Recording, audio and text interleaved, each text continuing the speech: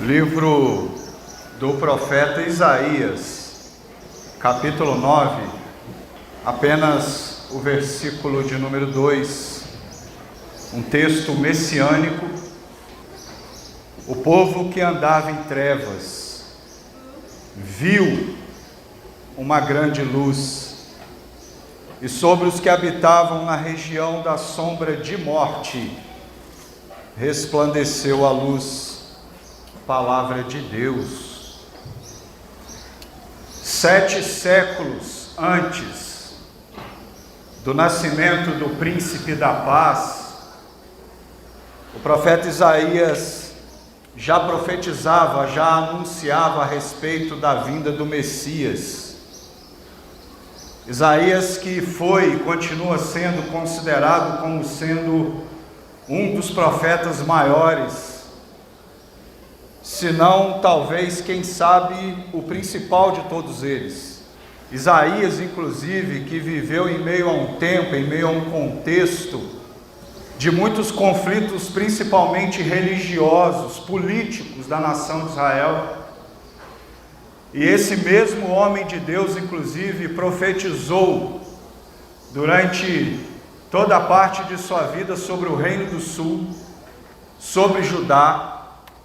Isaías, que trouxe em grande parte das suas mensagens de juízo da parte de Deus a todas as nações, mensagens essas inclusive que apontavam a vinda de um rei, à semelhança de Davi, rei eterno.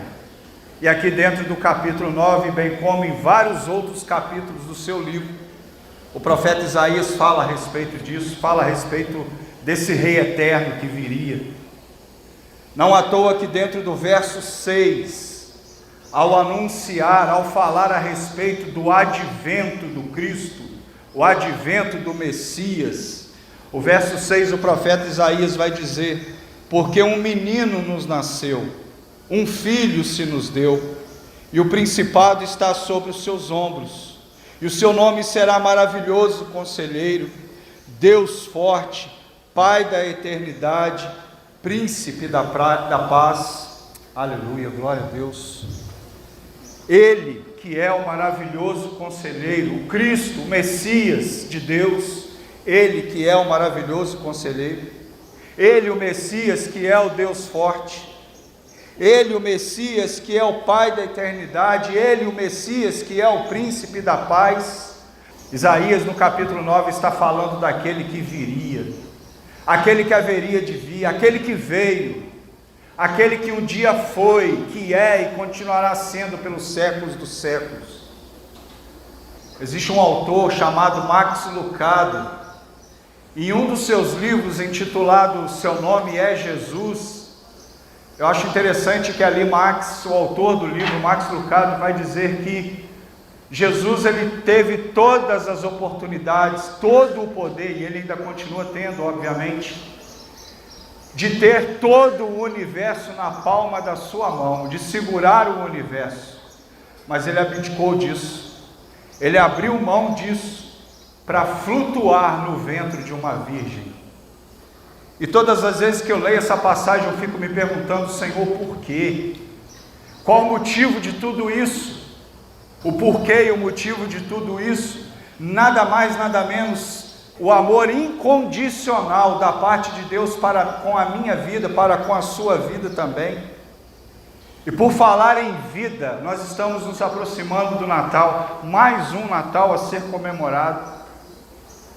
Por falar em vida, estamos nos aproximando do Natal, e Natal é tempo de celebrar a vida. Porém, principalmente, vida de Deus para a sua vida. E quando se fala em vida de Deus, se fala de Cristo, porque Ele é o caminho, verdade e vida. Então Natal é tempo de celebrar a vida, Natal é tempo de celebrar o Cristo. Porém, Natal não se resume, nos tempos de hoje, a uma data marcada em calendário cristão, 25 de dezembro, não. Natal tem que ser 365 dias, na sua vida, na minha vida. Natal é tempo de celebrar a vida, queridos. E ao ler esse texto de Isaías, estando todos nós nos aproximando de uma data tão bonita, de uma data tão importante, infelizmente negligenciada, distorcida por tantos outros.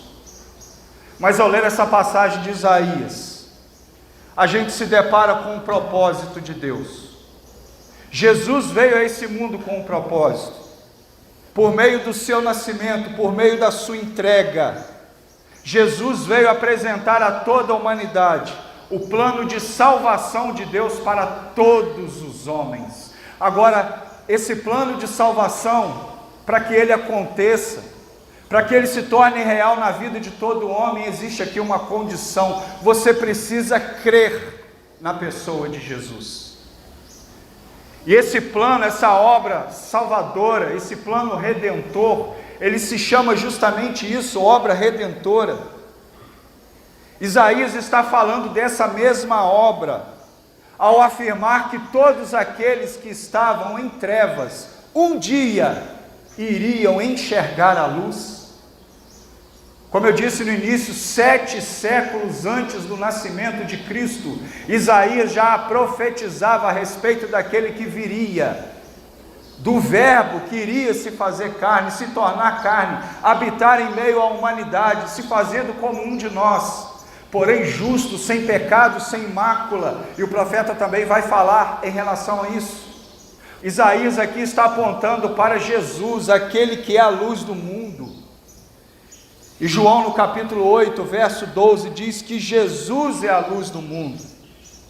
Quem segue essa luz não andará em trevas, mas terá a luz da vida. Existem aqui condições da parte de Deus, para que eu e você não venhamos a estar debaixo do jugo de Satanás.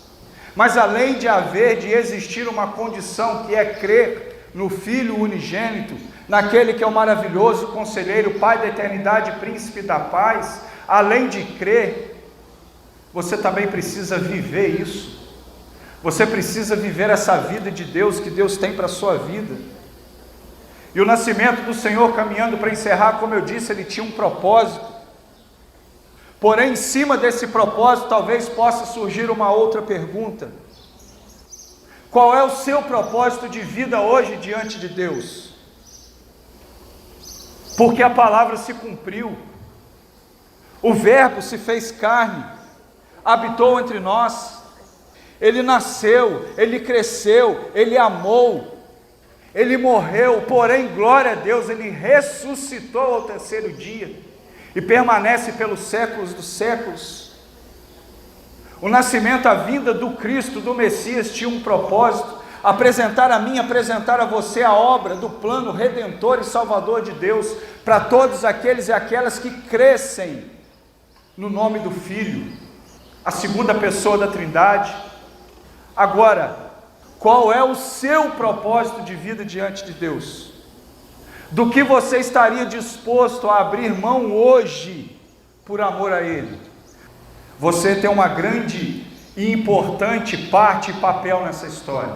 Agora, cabe a você tomar a decisão de seguir a Cristo, porque como João diz, e eu li, aqueles que seguem e que estão em Cristo, não andarão em trevas, mas terão a luz da vida, ou seja, a vida eterna.